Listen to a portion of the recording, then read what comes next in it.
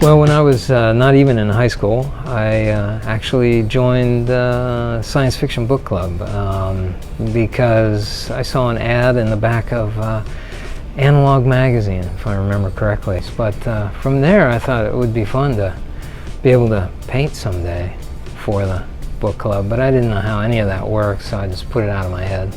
Many years later, like close to 40 years later, I met Matthew Calamitas in a class I was teaching at FIT, and he mentioned he was working at the Science Fiction Book Club, and I thought, wow, how does that connection work? That's great.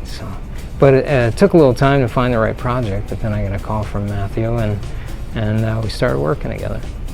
Yeah, so Matthew and I were working on the first volume of the Vampire Earth series by E.E. Knight, and it's called Enter the Wolf, and we wanted to introduce the character on that first cover without going too crazy, too over the top with action or whatever. So it kind of sets up the reader to know what the world is. It's a near future, post-apocalyptic kind of story, and it's familiar, should read as a familiar thing to everybody because it's in the Midwest.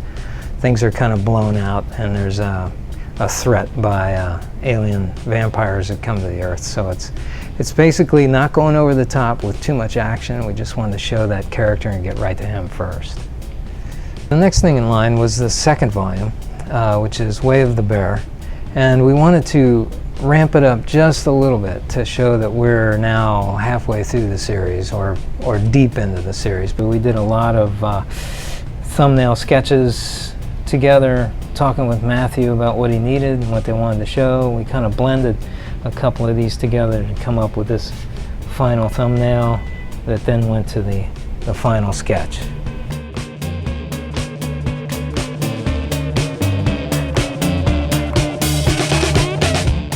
In order to keep it in the realm of a city that we're familiar with, the Space Needle is something easily recognizable that just places this whole cover right away. We know it's Earth, so this is a lot more active, a little bit more destruction going on, and we see more of the character in a pose that's very enticing, sort of mid-movement sort of thing, where the look on his face and the body posture is giving the reader a little bit more of a read on the urgency of the story.